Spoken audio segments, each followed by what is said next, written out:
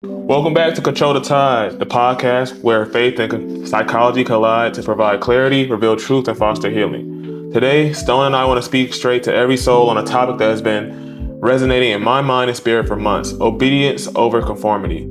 There's a difference between obeying God and performing for people. One leads to peace and clarity, the other leads to burnout, anxiety, confusion, and sometimes even heartbreak. Let's get into this. So before, you know how we always do this. It's been a dog's age, but you know how we always do this. When you hear the word conformity, what comes to your mind, Stone? Conformity, like you changing your beliefs or changing your changing your standards or your morals or principle. You changing that to do for like some other gain, whether that be like physical, monetarily, socially, yeah. So, you know how we do this. We're going to start with the psychological research first, and we'll go into the biblical. So, conformity refers to the phenomenon where individuals align their behaviors, attitudes, and beliefs with those of a group, often driven by a desire for acceptance or adherence to societal norms. So basically, just to break that down, you're basically conforming or you're shaping yourself based on like external influences. Like, for example, peer pressure is a common thing of conforming. Like, Right. I don't want to go to this party, I don't want to smoke, I want to drink, but everybody else is doing it, so I'm going to conform to it, right? So that's an example of a clear day, a regular day example of conformity. Yeah. Obedience is referred to as direct compliance with an order. So, like this thing about anybody who serves in the armed forces or law enforcement, you're being obedient by complying with the orders they give you. That's for psychology. So, so they're conforming? The police officers? No, they're obedient or obeying because they're going with the order. Like, obeying is out of relationship. Like, you chose to be in law enforcement. Okay. You chose to be in the armed services. So this is what you want to do. So you're going to obey those laws. Yeah. So basically, what I want to get into is like conformity is based on pressure. Obedience is based out of relationship and trust. Okay. Right. Okay. So when we get into this, it's going to become more clear for you and the audience involved. Okay. So going back, so now we're going to go a little bit deeper into the psychological studies. It's going to pick at your brain, pick at everybody's brain. Psychological studies have consistently demonstrated that individuals frequently conform to prevailing ideas or behaviors due to profound fear of being perceived as different or ostracized by their peers. Like we just said with deciding to smoke or drink because your friends, all your friends or all your peers are doing it. Right. You're afraid that you'll be an outcast if you don't tap into that activity. Right. This work was basically done by a renowned psychologist called Simon Ash. I don't know if I'm saying his last name correctly, but he conducted a series of experiments where he basically had like a fake electroshock treatment. Mm-hmm. So he had like one person being the person administering the shocks, and he had the other person in the chair. They didn't know that they were getting shocked, pretty much. Like, he had them thinking they were going to get shocked. So he was like, okay, there'll be one person telling the person to do the shocks, like, okay, you do the shocks. Even though it wasn't per se like a real situation. Like, it wasn't like they did anything wrong, but he was like, if you don't do this, I'm going to do this to you. He basically threatened them. So they had to conform due to pressure or fear of what would happen. Right? Mm-hmm. So that's just the easy one. I know it's kind of complex. Like once I drop like the script and like the PowerPoint, it'll make more sense. But that's just me trying to explain it to you right here. Okay. And basically, Milgram did something similar to that experiment as well. So people basically conformity would cause you to stretch your limits or like you to fit into somebody's mold for you. Mm-hmm. Obedience is staying in line with who you are as a person, who you've been called or chosen to be. Right. So now since we've done that psychological things, what type of feedback do you have? What do you have to say about like obedience and conformity? Like, what do you like? Where does that reflect in your mind right now about obedience and conformity on a psychological aspect? So I mean, yeah, it has me thinking like we all like conform in some form or fashion to like for personal gain. I feel like I mean I'm just speaking for me, I guess. I can't speak for everybody. So go ahead. This is what this is about. This can help anybody. Yeah. So I mean, like for me, like I know like sometimes like I can conform like like I can conform, I guess, to I would do something that maybe I didn't want to do in like hopes of like attaining something, of being chosen, accepted. yeah, or something like that. Like, so I mean, I have done that, especially, yeah. I feel like a lot of like, there's nobody on this earth that hasn't conformed or compromised just because like they wanted to be accepted, loved, liked. Like we've all done it. Like, you know me. Like we're not gonna go back into those paths. I'm gonna be candid as I can. Back in my Zan-Man days, I conformed because I didn't want to be like seen as a square, right? So like, this is me being candid. Yeah. Like, so this really resonated with me because it's like, okay, I need to be as honest as I can about that. Like, I was doing things just because I was afraid that I wasn't going to be accepted or I was going to be seen as like weird or I was going to be a social outcast. So I did those things like, oh, I'm cool now. I got a persona now. I wanted to fit into what people thought of me, right? So I wanted to fit like... Man, it's crazy. So that's just a little personal thing before we go into our next section. So now we're going to go into how the Bible talks about obedience and conformity. So obedience is illustrated in the Bible as deeply rooted in relationship and trust between individuals and God. Obedience is not about completing a checklist or attempting to avoid punishment. Obedience is responding to God's voice even when it costs you something. A lot of times I think even in this world, like it resonates with me so much in this world today, when we're obedient or we're like following a cause, we expect immediate instant gratification. And what is that a side effect of? Microwavable success, microwavable reward. We expect like, okay, we did this, where's the immediate reward for that? But that's not how life works. Me. I'm guilty of We're all guilty of that. I've expected that time and time again. It's like when I do something good and I know this is good and I'm like, all right, where's the fruit? Where's the fruit at? And you know, we have to get ourselves out of it. I think like me playing golf too now is like, it opened my mind up to that aspect of how I be looking at stuff. Like, usually my golf for 3 months and I expect to be Tiger Woods. Like, but I mean, I do like work a lot. I mean, I do like work on my game a lot. So I feel like I should be like good, you know what I'm saying? Because I put the work in. But at the same time, it's like, bro, to be good, you have to do this for a long repetition. time. So that's. I'm glad you gave that example. It's a real life example. You doing your golf journey, your golf wave journey. That is a simple way of obedience. You're still walking with it, even though it may cost you something. Even though you might go up there, you might not get the best score sheet that you have. Even though you might not get all the thing, like all the recognition or all the like the growth you're expecting, but you're still continuing. You're still going at it. So that's like that. Obedience is always followed or underlined by hidden growth. This growth that people can't see. Right. Because I mean, like, even like biblically, like it says, like, you know what I'm saying, whatever a man sow, like he's gonna reap. So I mean, like, in the end, like, you know what I'm saying? But it's like, how long are you gonna be able to? Are you gonna stick to it, or are you gonna stick to it, or like when you don't see the fruit, you don't get that, you're just like, well, this is pointless. I'm done. Like, and you know, I feel like I've been doing that a lot of my life. Like I've been like, if I don't see the immediate result, like we talked about, if I don't see the immediate result, like sometimes like I'll quit or like pivot. I wouldn't even say I'll quit. I'll say like I'll pivot. I've pivoted a lot, like, and I feel like now, like I'm literally trying to, like with golf is hard and it frustrates me sometimes. There's a lot of days I want to quit, but it's like my mentality now is like, bro, I'm gonna see this thing through, like, and that's obedience. For years. Like, you know what I'm saying? Like, I'm just gonna make this my lifestyle and I'm just gonna see it through. Based on that, like, what you just said really just transitions to what I'm going to give you. The great example of obedience in the Bible, the one that most people might know, especially those who grew up in church, is Abraham. Think about Abraham. Abraham left his home that he's comfortable with from a God that he just heard from, that he didn't know, went to a home he didn't, and waited over 25 years. So Abraham didn't know God at that point? There was multiple gods. He lived on earth. Okay. That was like they were polytheistic. They didn't believe in one true God. Okay. So like him hearing from a guy named Yahweh, he's like, who is this? But he's like, go to this place I'm going to show you. He did that. He was obedient to that. Okay. And even going further into that, think about that. He waited 25 years to get a child. Yeah. He was promised that. Yeah. You're going to have descendants. Remember, he didn't have a child this time. He was childless. He was already old at that point. He was 75. Yeah.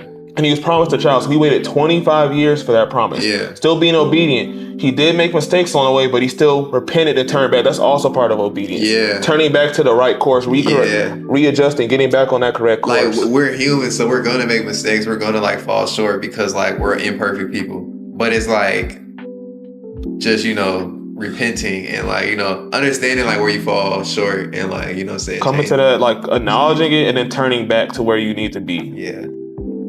So that was really like one of the best examples I had of obedience. Yeah, and you can just look through that. And then like another thing about that obedience, like part of like Abraham's story, remember he was promised descendants. He had Isaac, but he didn't get to see the fruit of his obedience. Like he got to see Isaac, but remember he's promised descendants after descendants. He didn't see all those descendants. But like that's the one thing that really reached out to me the most is like obedience. You might not always see the fruit, the everlasting fruit of it. You can see bits and pieces of it, but you don't see what happens in the end. So like even now, like you're doing this, like you're doing with Golf Wave, right? You could get all the success and everything, but what if your journey specifically prompts a whole bunch of other young black men to become golfers? But what if you never see it? I never even see that. But what if you never even see that? Like obedience always has a legacy that may or may not be seen. And it's like you almost got to be okay with that. And that's the thing that I've had to learn. That's wild. Because in my situation, I'm just like, okay, I'm being obedient. I'm doing what I do. I'm doing what I'm called from. But like, sometimes you have to be okay and trust that God sees the end of your story. Whether you can't see it or not. I have to trust him despite that. That's where obedience comes in. You're trusting in that relationship that you have with him. It's like, okay, he knows what's best for me. He knows what my future's gonna be. So I have to trust him and put that in his hands. And that's hard for us as men because like we're humans. We want to have control over outcome. We want to be able to manipulate an outcome. And it's like that's like so tough. That's like the toughest thing to do.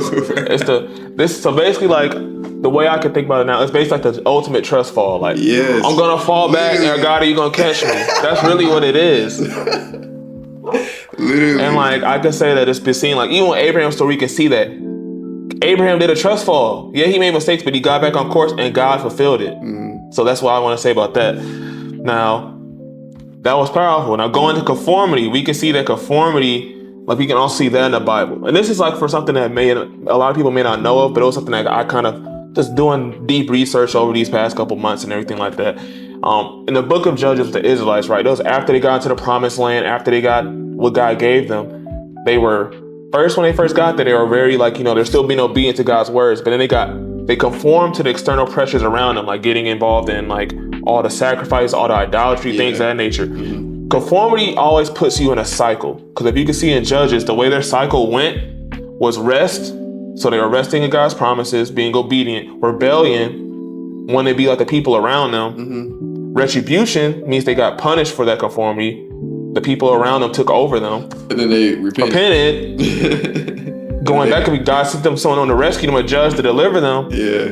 And then they returned to rest. But then after return to rest, the cycle repeats. Crazy. That's low-key the cycle of life. That's really what comes out of conformity. That's the cycle of life, bro. Because you rest. That's so real. You rebel. I ain't gonna lie, that's too real. You get punishment. That punishment's not always to like make you feel bad, but to get you back on track. Bro, it's just to focus you up, like to get you back on track. Yeah, bro. You get that rest. You get that rescue.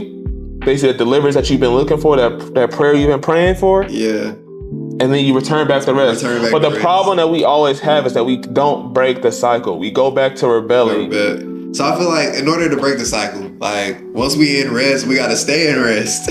And keep, like what I mean by like rest is like this. How do you stay in rest? That's the question. Like rest, I think is more just like speaking on like going towards obedience is like this following God's principles, even when it's to you it's an inconvenience. Even when you're like, man, I'm not seeing what I'm getting out of this. I'm not getting what I want out of this, but you're doing it because you know that's what God's called you to do. Yeah, definitely. So like, the main thing what I learned about them is like with the Israelites, and we do the same thing as well, is like, they were chosen to be like an example to all the nations of the earth.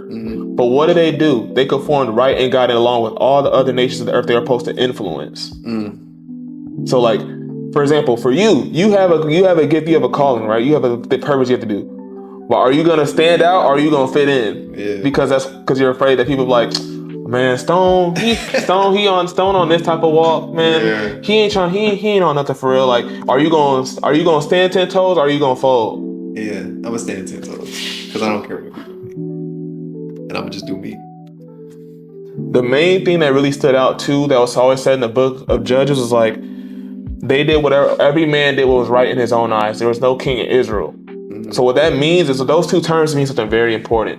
One, there was no spiritual leadership. There's no accountability. If no one's holding you accountable, you're always gonna result to conforming. Like if you don't have a friend or that person in your life that's like, hey, you need to get back on track, you're gonna always conform. Yeah. And then when you have no one doing that, everything, if you have no one to keep you accountable, everything you feel like is, well, I'm doing the right thing. No one's telling me I'm doing anything different. So you always like, conformity can always be negated by accountability. Always find an accountability partner. If you know it's something that you struggle with, find somebody to hold you accountable. Yeah.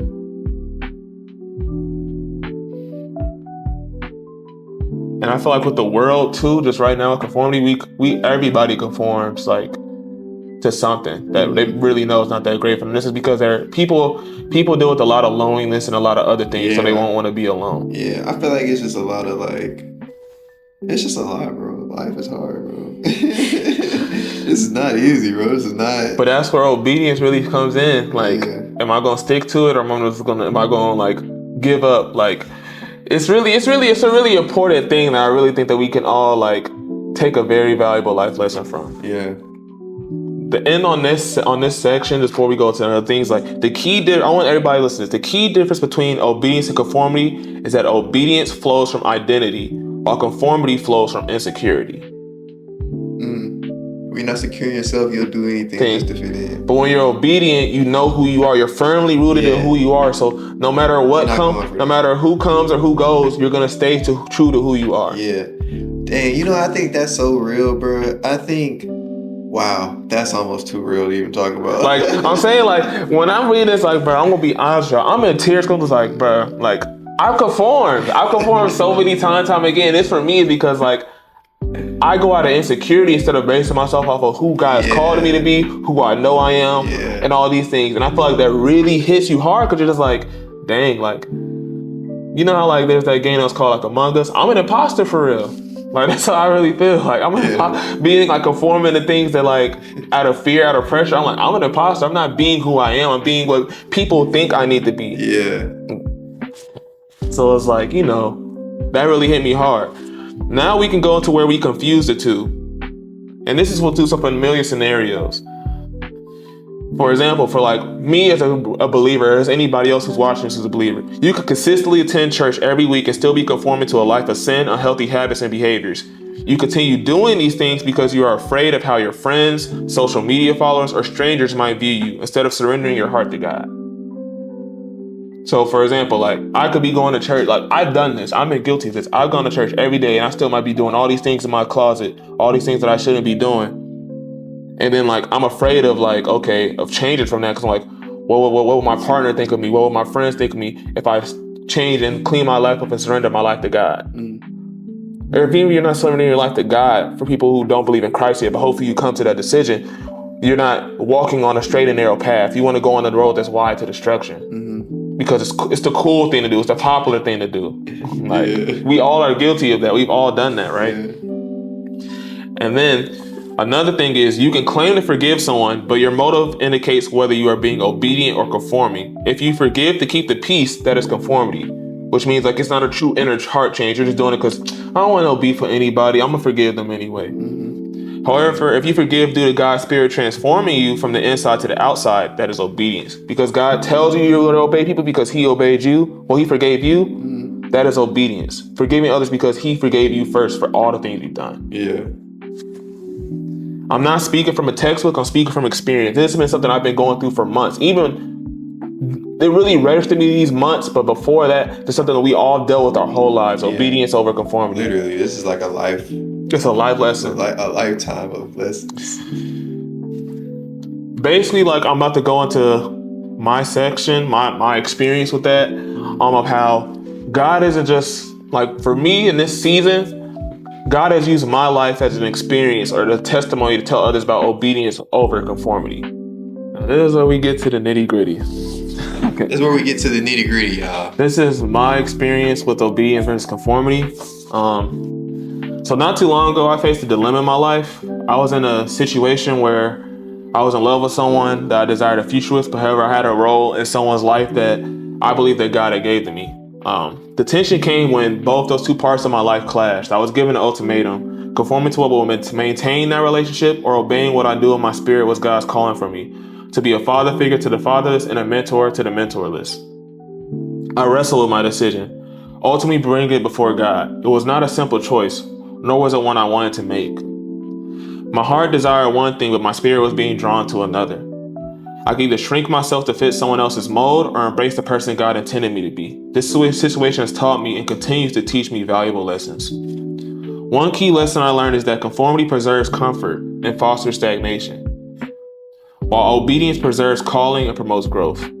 So basically with conformity, if you want to stay comfortable, if you want to stay like at the same level you're at, conform. But if you want to grow, be obedient, even when it costs you something. What do you think about that? That just speaks to me personally right now. Just what's going on in my life right now. I mean, it's like I could easily conform, just for comfort. Like, it's like you can conform for comfort. Is that like comfort, conform? That's the same. Same for English. Con always means with. Like con always meant with or about or like to. I'm trying to think about it because we've done this in English class. We've done this before. But like just me thinking, just going off the top of my head. Conform means to go or to shape or to go along with the form. Okay. So like think about it. If you're conforming, you're going with. You're reshaping yourself. Yeah. You're like obedience has you adjust. Yeah. Conformity has you reshape. Yeah. Like so. Yeah, that's what I'm saying. It's like sometimes like all right.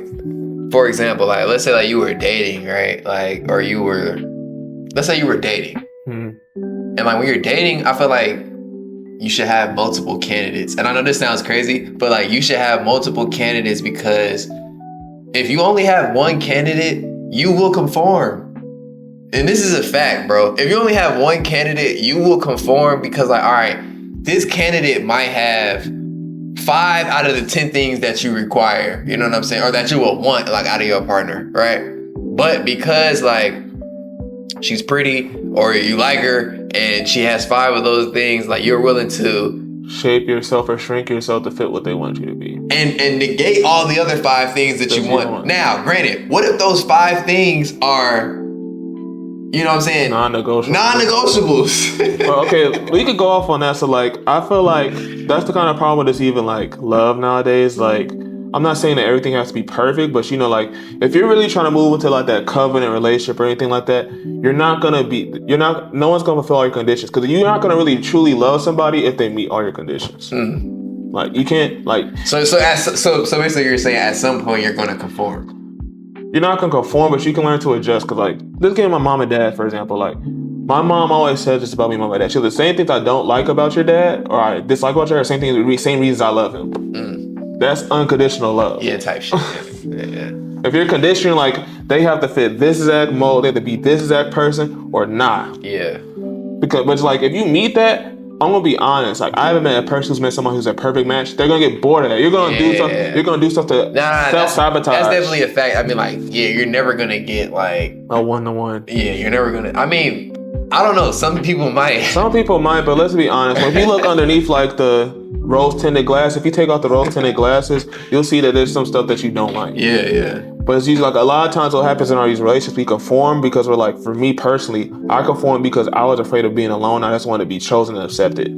Especially for a lot of people who've gone through a lot of past relational trauma, you conform because you don't want to be alone. Exactly. So it's like you just hop into a relationship with whoever as long as even if it's something that you really don't want to conform to or it's something you really don't want to like, if it feels like it's something that's really clashing with your core values, you'll do it anyway. Yeah. And that always causes a lot of things like going back to our past episodes, like that causes resentment, bitterness, anger, frustration, depression as well, because you're not being who you truly feel like you're called to be. Yeah. The real life. Because obedience, like going into the second half, we were saying how obedience preserves calling and promotes growth. When you're obedient, it keeps you on the narrow path of who you're supposed to be, who God's calling you to be. It also causes you to grow. And like we talked about earlier in this episode, obedience doesn't always cause visible growth.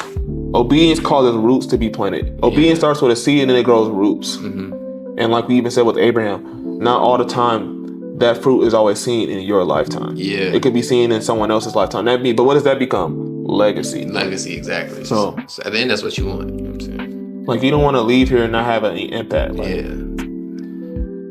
Facts. Going back into my switch, choosing obedience came at a cost. I had to let go of something precious. However, it also brought me a clarity that money cannot buy. My calling is non-negotiable. I was made to stand in the gap for those who lack steady guidance, to protect, affirm, and invest in them. This is who I am, even if it costs me relationships that mean the world to me. That's what obedience is. Obedience is like, even if this costs me something I really care about, I have to stick to it. Because if I'm not, when you conform, you're betraying yourself. It's self-betrayal. Yeah. That was a banger. That was a banger. I'm not gonna lie. And then to close off on my section, the most significant lesson I learned is that obedience does not produce immediate rewards, like I said before. You may lose the temporary, but you ultimately reap everlasting results. Remember that little thing you used to have that was called Reap? It was like you and Timothy, I think. Yeah.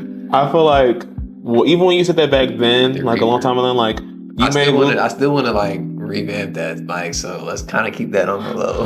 We'll have to cut this only out. certain people might know what that is. I know what that is from a long time ago. This is definitely still like in my plan of things to do. Like, I'm definitely gonna revamp Reap. You may lose the but just remember this: you may lose the temporary things come through conformity. Because like you could conform, but like as you keep conforming, that means you're making like unhealthy compromise, shrinking until like at one point you don't even look like yourself anymore. You're fitting what somebody else has. Like you're fitting what somebody else wants you to be for them. Yeah. Not for you to be who you're supposed to be, but for you to be what you need to be for them. It's like conformity is in itself. Real. Conformity in itself is selfish. I was even okay. This is funny now. We about to get into it now. Go ahead. So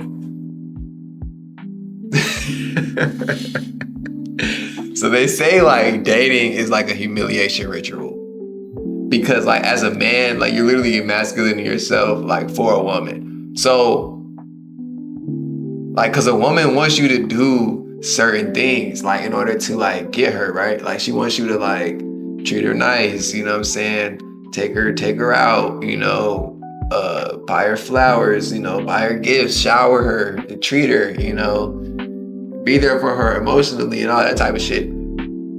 So they was just saying that like, as a man, like sometimes you can I feel like as a man, and this from me being in a personal experience, a lot of times like we like people always say like dudes are really tough when it comes to dudes really soft. Like I can say this for me because when we love, it's like it's more like for most dudes. I'm not saying all dudes. A lot of dudes when we love, like we'll do anything. We'll do anything for that love. Like literally, you're gonna go all the way simped out. And it's not a bad thing. If it's the right person, if it's actually something that's actually gonna build and be a covenant, then that's fine. Yeah. That is fine. But like, if you're starting to conform, and she's like, and you're like just doing whatever she wants, you're not standing on your 10 toes, you're not having a backbone, or like at least having some non-negotiables, like every person having a relationship, you're gonna do whatever she wants, and then at that point, you're gonna end up years later resenting her because you're like, I sacrificed all this for you, but what have you really done for me? Yeah. Like, what have you compromised for me? Because relationships come with compromise. Yeah. Healthy compromise. And I feel like it's a two-way street. And that's thing, like, there's a game that my cousin played. It's a game, it's called It Takes Two. It's about like a divorced couple get back together. That's based on relationship. It takes two for a relationship to work. It can't be one. You can claim that you're doing all this, but if you see your partner adjusting to like what you want them to be, you're making something that should be covenant become conditional. And that's very dangerous because like a lot of times conditional relationships end up with somebody losing mostly everything while somebody gets to walk away unscathed. Think about like this is reflecting your own mind or people on the audience. Where have you been in a conditional relationship where you or either the person, if you've done it, if you offended the person, where you left somebody, or you were left with nothing basically pretty much after the relationship, or they left with nothing? Like they basically like they poured all this in and like at the end of the day, that didn't save the relationship. Yeah. I'm not talking about just like financial provision, like emotional time. Nah, real. Like just words of encouragement, affirmation, all those things, and then it ends, and then you're just like, I feel like I've only really been in one real relationship though. I mean, here you go. Only one real one. Like we gonna start an episode called Stone Cold's Relationship. Stone Cold's relationship advice. Relationship advice. I don't need to give no relationship advice. Well, actually, I probably do. I feel like for young men, they need to hear my story. He's gonna teach y'all how to be P. How to not get used. But let's be purposeful, not player. Yeah, purposeful. P is for purpose. Persistent, patient. P is for patience. And I feel like also that goes in obedience. Obedience is patient. Conformity is rushed. Yeah. Like right. Exactly. You gotta be okay with like saying no to certain things, like in like hope for, something better. It's like obedience is also like, okay, like I may not have what I want right now, but I'm not gonna rush to the next thing just because I want, like, I'm trying to prove a point. Yeah, exactly. Conformity always I feel like a lot of times people like get in a relationship, get out of a relationship, be in another relationship in 2 weeks. I be like, dang, you haven't sat there and even dealt with. You don't even know this guy, or you do, or maybe you do know him. But it's like conformity always has a sense of like either self-disrespect or just disrespect in general, or dishonor. Like usually when you conform, like you dishonor yourself, you're dishonoring someone else. Yeah. Like it's going on with relationships. Like if you move on so quick from a relationship, it's kind of like you didn't really honor what you had. Yeah, right. Like you was never really fully invested in the one you was already in. I wish my ex would break up with me and be in a relationship in 2 weeks, but I'm gonna be tight. I ain't gonna lie, I'm gonna be sick. I'm gonna be like, damn, all of that was for nothing. Basically, it was that easy to replace me. You happy in another relationship in 2 weeks? 2 weeks after you broke up with me? That's crazy. So obviously you was pre-planning before you broke up, before the breakup. The last month, I've been saying, hey baby, I love you, kissing you. And you thinking about you already got a whole nother play in motion. That kind of just goes to another. That's sick. But to go off of that is sick. To go back to obedience and conformity. Obedience is shown by faithfulness. Conformity is shown by unfaithfulness, really. Like disregard. Like if you conform, you kind of disregard you disregard the core. Like you literally had no respect for like me or this relationship. Like I feel like, and that's like trifling. I ain't gonna lie. Like, and a lot of y'all be trifling, bro. I'm gonna be real. A lot of y'all be trifling. And just to go into like our next section where it's the scriptures referencing obedience and conformity, we can go into this as well. Let's give you all the words. Some of these, like I kind of already gave you guys 2 narratives in the Bible where obedience happened. There's way more, but Abraham was very important, and then the Israelites in the Book of Judges was a very good example of conformity. Jonah conformed too, but he ended up getting brought back in obedience though. That's good. I like that she brought that up. That came up in one of my studies. That's just something that kind of went in the back of my mind. But like, we can go into that after we do these scriptures like that, because I feel like you could really get. I feel like you got something you can get off. Jonah in the belly of the whale, bro. That's one of my favorite stories. Nineveh. I feel like we living in Nineveh. No cap. All right. The first scripture we'll go to for obedience is 1 John chapter 14, verse 15. If you love me, keep my commandments. And that's verse. Obedience is an expression of love for God, not just compliance. So compliance is part of obedience, but usually compliance is formed out of fear. Compliance is kind of close to conformity. Yeah. And compliance is also a byproduct of religiosity, being religious. You just doing it just because, like, okay, I know we got to do this, so I'm going to just do it. But like, you don't actually want to do it. You don't actually believe in the power of it. Yeah. And then Acts 5:29, we must obey God rather than human beings. So that means that God's will takes priority over social, relational, or cultural pressure. So even with my story, just like other stories, there's a lot of times where we know God's called us to do something, and we compromise. We're like, well, God understands. Like this is this person, this is that person. God understands, but no, God's will take priority over that friendship, that relationship, or what everybody else around you is doing. That cultural pressure. Because a lot of times, especially for us young folks, as people in general, we tend to get in where we fit in. And that's not always the best situation. Well, it's not. I'm not going to say it is. It's not. It's not at all. You got to create your own, wave. Yeah, literally. You literally have to create your own wave. All right. Going to conformity. We've heard this so many times growing up in church. You can remember this. Romans 12:2. Do not conform to the pattern of this world, but be transformed by the renewing of your mind. And be what? Something by the way, and be transformed. Do not conform to the pattern, but be transformed by the renewal of your mind. And be what is the next part? It's present your bodies a living sacrifice. Yeah, present your bodies a living sacrifice against God, holy and acceptable according to His perfect will and purpose. Something like that. Purpose. But that just shows like the world. We used to sing that in a choir. Do not be conformed to this world, but be transformed. You know when I was typing this up, that song was going through my mind though. I was like, there's a song. Yo, the tenors used to be coming in. Yo. Miss Lily used to be like,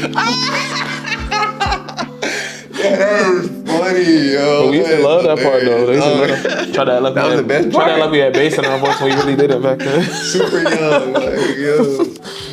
That's funny. Just going off of that, the world's pattern often conflicts with God's plan. So transformation requires resisting conformity. And that's what I told you for my life. And like, you know me, like during this tough season of my life, I could have conformed by going back to what made me comfortable when I was going through a hard time. I could have done very unhealthy things, very bad behaviors. Yeah. But staying in God's will is me not conforming to those things. Sitting in your pain and really sitting in the pain. And healing. Actually, we're doing the healing work. Doing the work. Not finding distraction, not rebounding, anything of that nature. Yeah, literally. The second one is Galatians 1:10. Am I now trying to win the approval of human beings or of God? If I were trying to please people, I would not be a servant of Christ. This one hit me the hardest because I am a recovering people pleaser. Is that recovering? You know how they're recovering alcoholics? They're recovering people pleasers.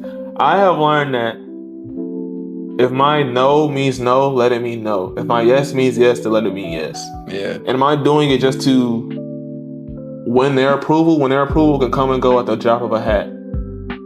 But if I'm doing it for God, God is with me no matter who comes or who stays. Right? So that's really where I was at. That's really what hit me hard. It was like, this spoke to the people pleaser in me that always wanted to like do things for the approval of people.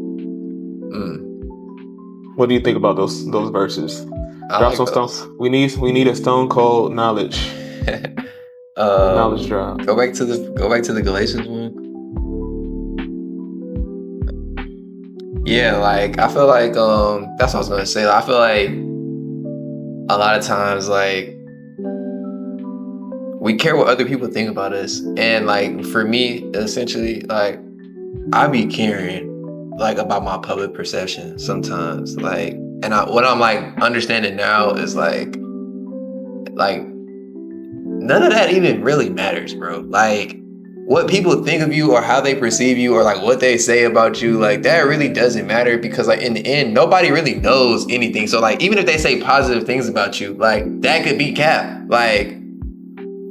Because you could be a horrible person and like people just think like you're a good guy, and you know what I'm saying? So it's like I'm gonna say this. What's a gem? Everything like what people say, just like what people say about you doesn't really matter, bro. Like I feel like what matters is like who you actually are. Like what are you actually doing? Like are you actually a good person? That's what obedience. Are you gonna stick to it no matter what the image, the public perception? Yeah. Because conformity always has you so focused on damage control. Yeah. Like, for example, that's like going to social media.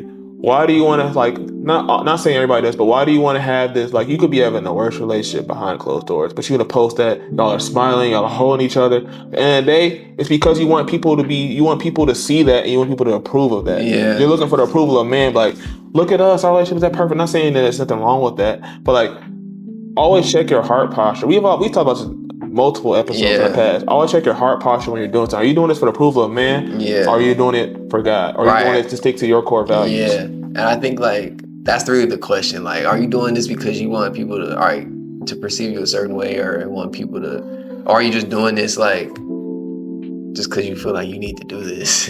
Conformity is a performance. Yeah. And a lot of times I feel like in relationships and just like even at work or stuff, just any aspect of your life, you'll start recognizing when you're conforming when you're performing. Like when you feel like you're putting on a show so people will like you're putting on a show so people will think you're this person. Right, exactly. Well, at the end of the day, it just matters who you're like. Does it matter what people say about you to an extent? Yes, but it shouldn't be based on what they say about you shouldn't change or make you adjust to who you are. Yeah, I feel like people do stuff like, well, like at least me, like I know, like sometimes I'll do stuff just so like people will view me a certain way. Like if I'm going to a party or if I'm going to somewhere, You'll bring something. I'll bring something just because it's like, do I actually want to give you this gift? Probably not. Well, not even probably not, but like more so like, is it an inconvenience for me right now? But like even then, like that's kind of like. But it's more so I'll do it just because like I understand like this is good for like. That's, like for me, I think of it as like for me, I try to like even for that like I thought about that too. Like, am I doing this because I'm afraid like they'll like be mad if I don't? Yeah. But then for me now, like what I've had to like adjust and mature to is like it's just a common courtesy thing. Like if you're invited, they didn't have to invite you. Nah, facts. Like so it's like okay, and it's also just a sense of honoring. That's why I give people gifts now. Like I honor you, so I'm gonna get you something. Yeah. Nah, definitely. So and I think that's where you gotta just kind of like change your perspective on it. Exactly, you can have multiple perspectives on like doing that one act of like getting somebody a gift. Like, it's like, am I people pleasing? Am I doing this because I just want to be accepted, or am I doing it just because like, hey, we're cool, we're cool, I want to honor you. Yeah. So it's like, like definitely. Any other things? You have any comments or anything about the scriptures we did? Nah, that was good. All right, now we about to go to some reflection questions to leave y'all with. Number 1, what areas in your life have you confused obedience with conformity? Because a lot of times we think we're being obedient, but we're conforming. In a lot of areas. In a lot of areas. That's a lot of areas. Like, I'm trying to think about where I've done that at. I don't even think I want to share mine. I think like for me, I think it's being loyal to a cause or a person when it's starting to have me like sacrifice pieces of myself. Because you can do that's conforming. Like when you think it's obedience because like, hey, you're staying loyal, you're sticking to it, but like you're starting to lose pieces of yourself. You're starting to betray yourself. Remember I told you, conformity always ends up being self-betrayal. You wanna know the crazy thing, bro? I feel like because I've have experienced so much in my life, I feel like we're never gonna get it right, bro. Of course you're not. But this is where because there's so many times like, bro, you could stick it out with somebody, you could end it and regret it. You know what I'm saying? It's just so many ways that it could play out, and it's like I feel like we're never really gonna get it right, bro. But that's where it takes that obedience. Remember when I told you obedience is about trust. Is like the ultimate. Remember I said the joke I'm in the ultimate trust fall. Yeah, literally. At the end of the day, like you surrender to God and be like, hey, no matter what happens, I trust that you're gonna work it out for my good. Yeah. Like that's what it talks about. Like all things come together for the good for those who love God and those. Like it's Romans 8 something. Yeah, it's like all things come together for the good of those that love God. Yeah. And that's because you obey Him. You're trusting Him. You're obeying Him. Mm-hmm. When you're conforming, you want to manipulate the outcome. We all do that. Yeah. Like we've all done that in life. I'm definitely a manipulator of the outcome. And that's just because and then that is a sense of.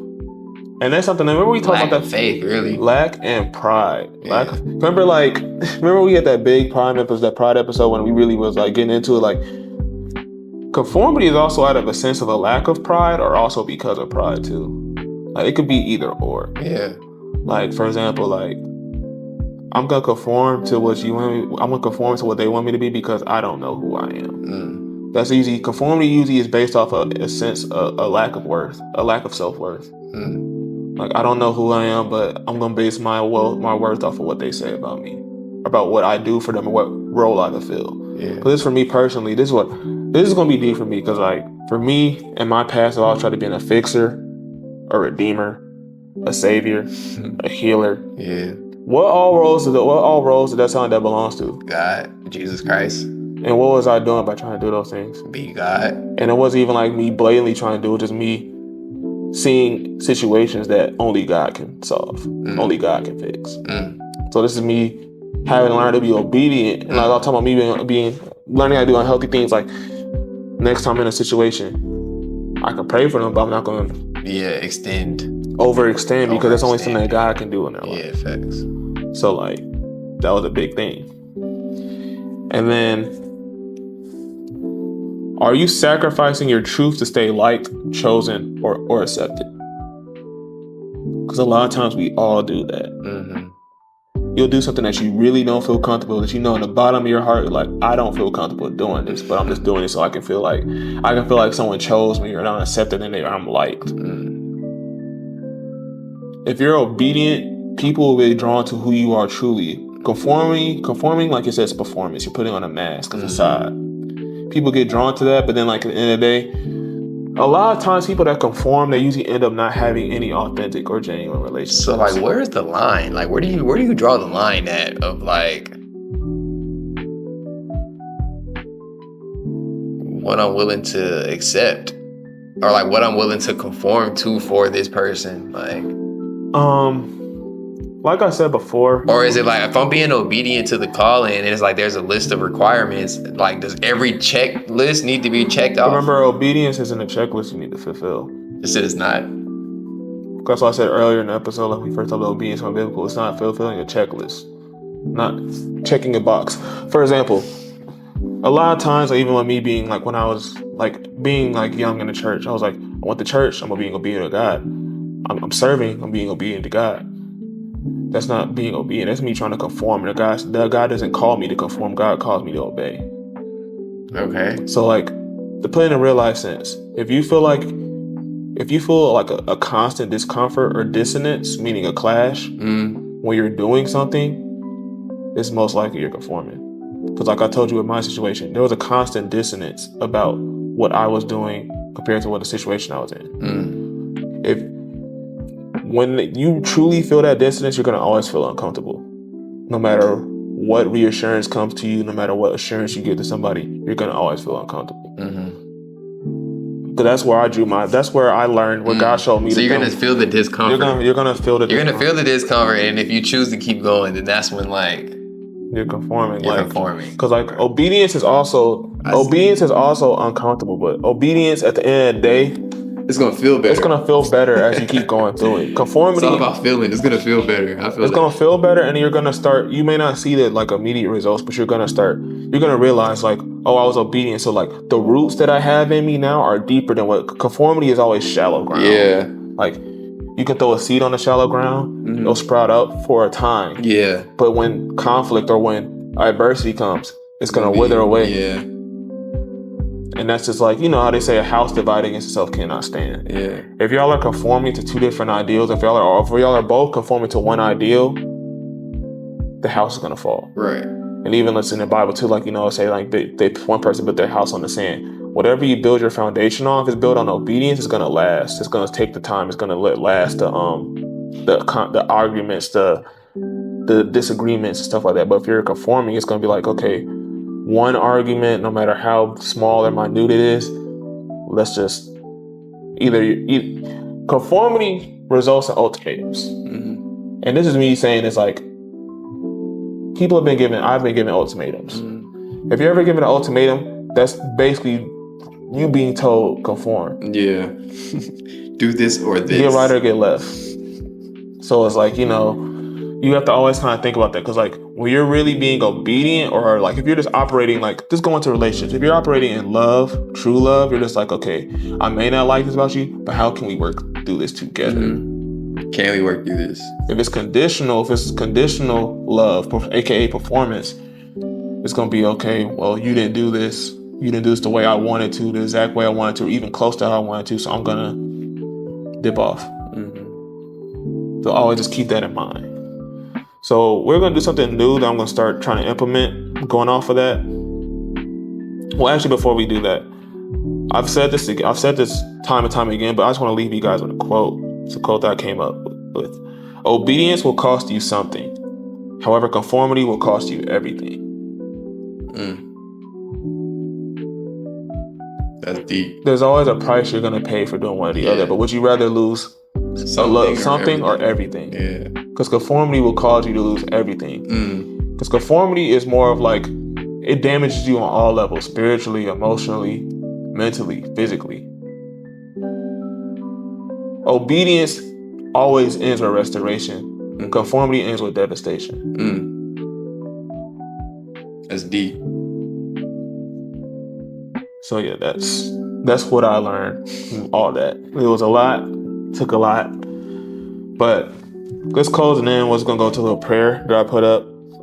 Just so like you can tap if you can listen into it, but it's something I just wanted to do for everybody that's listening in. Yeah. God, reveal to us the areas in our lives where we have conformed. Reveal to us where we have compromised our faith due to fear. Make us bold in our identity. Make us rooted in our faith in you. Let our yes be rooted in love, not pressure. Teach us to obey, not out of expectation nor out of fear, but because we know who we are in you. In Jesus' name, amen. Amen. Thanks for listening. If this episode spoke to you, share it with someone you know who has been struggling with the pressure to perform. Remember that you do not have to conform to be accepted, loved, or chosen. You are already chosen, and there is someone out there who will choose you without conditions. Live in obedience and walk in obedience. Until next time.